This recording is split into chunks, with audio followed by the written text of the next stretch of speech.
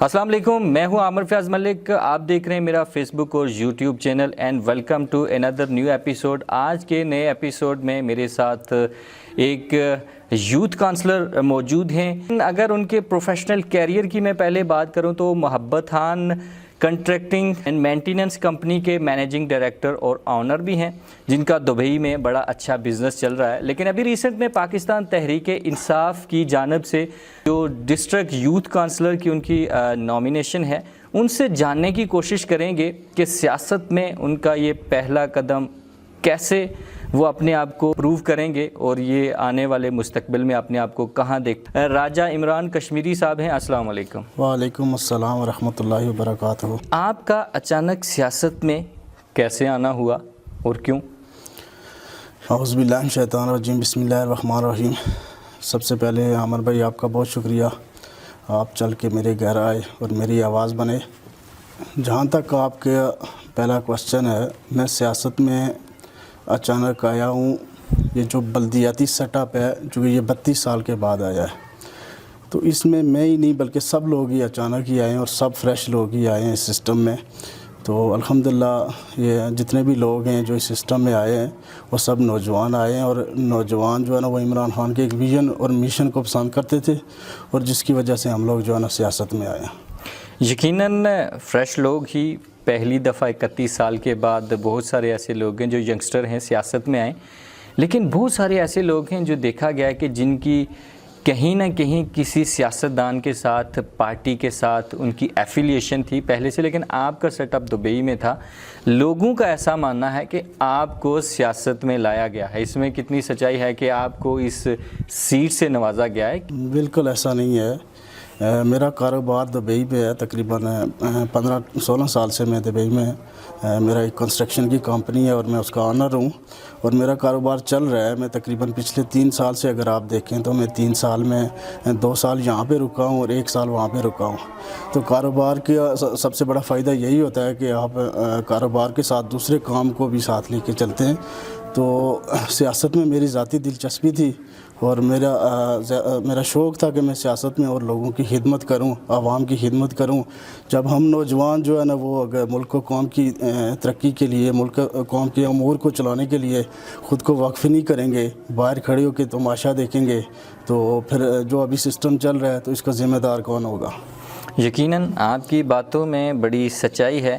یہ آنے والے وقت میں دیکھا جائے گا. لیکن آپ کا کاروبار اچھا چل رہا، آپ کو پھر سیاست میں آنے کی کیا ضرورت تھی؟ کاروبار اب بھی چل رہا ہے. سیاست میں آنے سے میرے کاروبار پہ کوئی اثر نہیں پڑ رہا ہے. میرا ایک بہترین گروپ ہے دبئی میں جو کام کر رہے ہیں. تو وقتاً فوقتاً میں بھی وہاں پہ جو ہے نا اگر 6 مہینے کے بعد 10 دن 15 دن کے لیے جاتا ہوں، اپنے کاروبار کو جو دیکھ بھال کر کے واپس آ جاتا ہوں. تو میری جو ذاتی جو خواہش تھی کہ عوام کی خدمت کروں، لوگوں کی خدمت کروں، تو خدمت کے جذبے سے جو ہے نا میں یہاں پہ آیا ہوں. چونکہ آج کل کے نوجوان کو اور آج کل کی جو سیاست ہے اس کو جس طرف لے کے جا رہے ہیں کہ سیاست ایک جھوٹ، فراڈ اور دغے کا نام ہے، بلکہ ایسا نہیں ہے. سیاست ایک خدمت ہے. یہ انبیاء کرام نے اس امور کو چلایا ہے، اس کے بعد خلفائے راشدین نے چلایا ہے، اور یہ ایک مقدس کام ہے. اس سے پہلے جو پارٹیاں تھیں، جو لیڈر تھے، انہوں نے سیاست کو مطلب اس مقدس کام کی جو ہے نا وہ تقدس کو نہیں دیکھا ہے. تو اب جو عمران خان، جب تحریک انصاف کے چیئرمین عمران خان جب پاکستان میں آئے، انہوں نے تحریک انصاف کو جو ہے نا وہ حکومت میں آئی، اور لوگوں نے اس کو پسند کیا، اور اسپیشلی یوتھ نے اس کو پسند کیا، اور وہ لوگ الحمدللہ اب سیاست میں یوتھ آ رہے ہیں، اور جس کی وجہ سے ایک چینج آ رہا ہے ملک کے اندر. سب سارے سیاستدان ایسا کہتے ہیں کہ ہم خدمت کے جذبے سے آئیں. آپ سمجھتے ہیں کہ ہمارے سیاستدان حقیقی معنوں میں ویسی خدمت کر رہے ہیں؟ کیا آپ بھی ویسی خدمت کریں گے جیسے باقی کر رہے ہیں؟ دیکھو، میں باقیوں کی بات تو نہیں کروں گا، لیکن اپنی بات ضرور کروں گا کہ میرے اندر یہ جذبہ تھا. میرے اندر یہ جذبہ تھا. ابھی اگر یہ بلدیاتی نظام نہ بھی آتا تو میرا ایک مشن تھا کہ میں جو اپنا میں نے کرائٹیریا سیٹ کیا ہوا تھا، وہاں تک میں پہنچ کے تو میں ضرور خدمت کے لیے اپنے آپ کو وقف کرتا. تو چونکہ ایک بلدیاتی سیٹ اپ آیا، اس میں مجھے یہ جو اچھی ایک پوسٹ ملی، اپرچونٹی ملی ہے، تو میں نے جو ہے نا میں اس میں شامل ہو گیا. آپ کا 90 دن کا پلان کیا ہے؟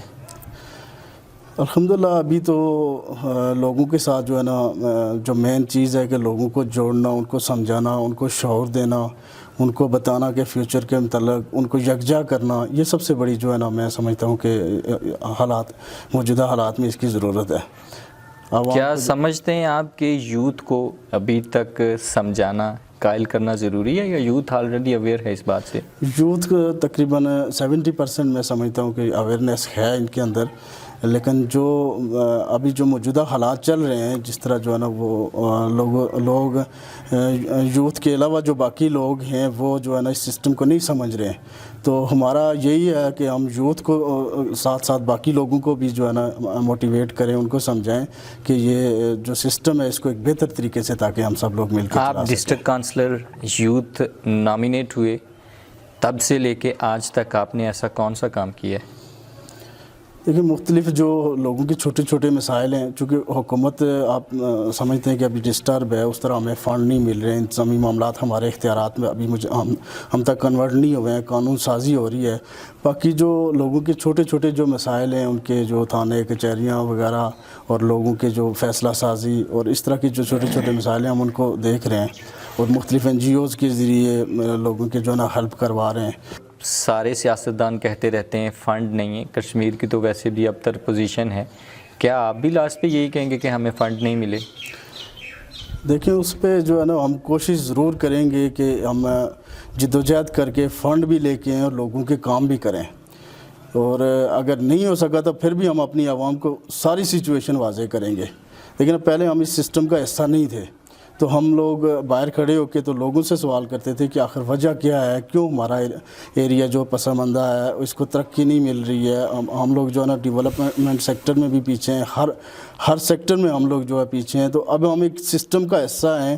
انشاءاللہ ہم کوشش کریں، اور جو حقیقت ہے، جو سسٹم جو ہے نا جہاں پہ کولاپس کرے گا، ہم ضرور عوام کو بتائیں گے کہ یہ پرابلم ہے، یہ مسائل ہیں، ان کے ساتھ ضرور ہم شیئر کریں گے۔ عمران صاحب، آپ فائنینشلی کافی مضبوط ہیں آپ، تو کیا گورنمنٹ آپ کو فنڈ نہیں دیتی تو کیا آپ بھی خدمت کے جذبے سے آئیں تو سیلف سے بھی آپ لوگوں کو کر سکتے ہیں یا کریں گے؟ یہ ابھی سے نہیں بلکہ بہت پہلے سے ہم کر رہے ہیں۔ صحیح۔ ہمارا ایک پورا سیٹ اپ ہے، ہماری جو پوری فیملی ہے، وہ ہم لوگ سب لوگ مل کے تو جو ہے نا وہ لوگوں کی ہیلپ کر رہے ہیں آلریڈی، مختلف پلیٹ فارم سے لوگوں کو جو ہے نا چھوٹے چھوٹے مسائل ان کے حل کر رہے ہیں، ان کو فنڈ دے رہے ہیں، ان کے جو مسئلے مسائل ہیں وہ حل کر رہے ہیں۔ تو وہ پرسنلی طور پر ہم آلریڈی کر رہے ہیں، جو انشاءاللہ نیکسٹ بھی کریں گے اس کو۔ ہمارے ہی علاقے سے سر ایک نون لیگ کے ڈسٹرکٹ کونسلر سلیکٹ ہوئے ہیں، ملک احسان صاحب، آپ کا ان کے ساتھ ورکنگ ریلیشن کیسا ہے؟ احسان صاحب بہت اچھے آدمی ہیں، میرے بھائی ہیں، ہمارے ریلیٹیو ہیں، ہم ایک ہی مرکز ہے، ایک ہی علاقے کے لوگ ہیں، میں ان کی بہت رسپیکٹ کرتا ہوں۔ پارٹی بیس پہ ان کی ترجیحات جو اپنی ہیں، میری ترجیحات اپنی ہیں، ادروائز میرا ان کے ساتھ بہت اچھا ریلیشن ہے۔ سہر نالیاں کو اسپیشلی اس حلقے کو دیکھا جائے، بلکہ پورے ڈسٹرکٹ کو ہی دیکھا جائے، کشمیر میں سب سے بیکورڈ کنسیڈر ہوتا ہے، اس کی جو پوزیشن ہے، ڈیولپمنٹ ہے، وہ اتنی اچھی نہیں ہے، لیکن ملک احسان صاحب کے ساتھ اس علاقے کی ڈیولپمنٹ کے لیے آپ ان کے ساتھ ایسا کون سا آپ نے پلان شیئر کیا ہے آپ دونوں کی میوچل انڈرسٹینڈنگ کے ساتھ، جو اس علاقے کے لیے سود مند ثابت ہونے والا ہے؟ ٹاپ آف دا لسٹ آپ کے پاس کون سا پلان ہے؟ دیکھیں، احسان صاحب کے ساتھ میری ایک دو میٹنگیں ہوئی ہیں، اور اس میں ہم نے یہی کہا ہے کہ اگر ہم اس وقت ہم حکومت میں تھے، وہ اپوزیشن میں تھے، تو انہوں نے میری حوصلہ افزائی کی ہے کہ آپ حکومت میں جو بھی فنڈ ملتے ہیں، جو بھی معاملات ہوتے ہیں، ہم دونوں مل بیٹھ کے تو لوگوں کے معاملات حل کریں گے۔ اور ابھی تو چونکہ حکومت تھوڑی ڈسٹرب ہے، تو انشاءاللہ جو بھی معاملات ہوں گے، اور اسپیشلی ہر سیکٹر کو جو ہے نا ہم نے ڈسکس کیا ہے، ڈیولپمنٹ سیکٹر کو بہت ضروری ہے یہاں پہ، اور چونکہ روڈیں ہماری کنڈیشن ان کی اچھی نہیں ہے، اور عوام کی جو ہے نا وہ ڈیمانڈ ہے کہ سب سے پہلے یہ جو مین روڈ ہے اس کو کور کیا جائے، نالیاں کراس سے نالیاں تک، اس پہ انشاءاللہ ہم فوکس ہیں۔ اس کے بعد جو لنک روڈ جو ملی ہیں PWD کی، اس میں سیر گیلا کی روڈ ہے، اس کے بعد ناڑ کی روڈ ہے، اس کے بعد بازار کا ایک پروجیکٹ ہے، اس کو انشاءاللہ ہم جلد و جلد ہم مل کے تو جو ہے نا احسان صاحب اور ہم دونوں مل کے آپ نے سر روڈ کا ذکر کیا، آپ کے گھر کے پاس سے ایک روڈ گزرتی ہے جو سیر ہنجال کوٹ کی طرف یا گہلا کی طرف جا رہی ہے، آپ کے ڈسٹرکٹ کونسلر نامینیٹ ہونے کے بعد سب سے پہلے کام اس پہ سٹارٹ ہوا، کیا آپ کہیں اور پہ بھی کروا سکتے تھے؟ کیا یہ آپ اپنے گھر کی طرف ہی روڈ تو نہیں بنانے کا سوچ رہے کہ سب سے پہلے آپ خود اپنے آپ کو دیکھیں؟ وہ اس طرح ہے کہ یہ آلریڈی ایک پروجیکٹ اس کا ورک آرڈر ہو گیا تھا، اس کے فائل ورک سارا بلکہ اس کو مکمل اگر تھا ایسے کہا جائے کہ یہ نون لیگ کے دور میں بنی ہے؟ نہیں، ایسا نہیں ہے۔ نون لیگ کے دور میں جب یہ جنرل الیکشن ہوا 2021 میں، تو اس وقت ایسا ہوا ہے کہ جب فہیم صاحب کے ساتھ لوگوں کے ایفیلیشن زیادہ بڑھ گئے، زیادہ تعداد میں لوگ فہیم صاحب کو چاہنے لگے، اور پاکستان تحریک انصاف کی اچھی ریپوٹیشن تھی اس وقت، تو اس وقت فاروق طاہر صاحب اور نون لیگ کے لوگوں نے دیکھا کہ لوگ قابو سے باہر ہیں، لوگ جو ہے نا وہ ہماری طرف نہیں آ رہے ہیں، تو انہوں نے کچھ اعلانات کیے ان لوگوں کے، تو وہ صرف اعلانات کی حد تک ہی محدود تھے۔ ان کو جو ہے نا فائل ورک اور ان کا ورک آرڈر کروانا اور ان کا جو ہے نا سٹارٹ کروانا، وہ ٹوٹلی ہماری اور ہماری پارٹی کی جو ہے نا وہ ان کا جو کردار ہے۔ یہ تاثر دیا جاتا ہے کہ آپ کو پارٹی بیس پہ نہیں بلکہ برادری بیس پہ پارٹی میں ڈسٹرکٹ کونسلر کی سیٹ دی گئی ہے کہ راجپوت فیملی اس حلقے کی تیسری بڑی فیملی ہے، کیا اس بات میں سچائی ہے کہ آپ کو برادری بیس پہ دیا گیا ہے؟ اس کو میں ڈیٹیل سے بات کروں گا، چونکہ جب بلدیاتی الیکشن آئے تو اس وقت ٹکٹ کے اوپر جب ایشوز بنے تو سب سے پہلے ہمارے جو قائد ہیں جناب ماسٹر سلیم اختر صاحب، سیر سے ان کا تعلق ہے، تو وہ ڈسٹرکٹ کا ٹکٹ وہ لینا چاہتے تھے۔ اس کے بعد اس ٹکٹ کے امیدوار جو طلعت محمود صاحب بھی تھے، ملک سجاد ضیاء صاحب بھی تھے، اور سردار اسد فاروق صاحب بھی تھے۔ تو یہ ٹکٹ کے اوپر جب کنٹروورسی بنی، سجاد صاحب کا تو سر ایسا کہنا ہے کہ میں تو جنرل الیکشن کی سیٹ پہ کھڑا ہوتا ہوں، میں تو اس پہ لوگوں نے ان کو مجبور کیا کہ آپ آئیں، سسٹم کا حصہ بنیں۔ اگر وہ بن جاتی سسٹم کا حصہ تو الحمدللہ آج وہ چیئرمین کی پوسٹ پہ ہوتے۔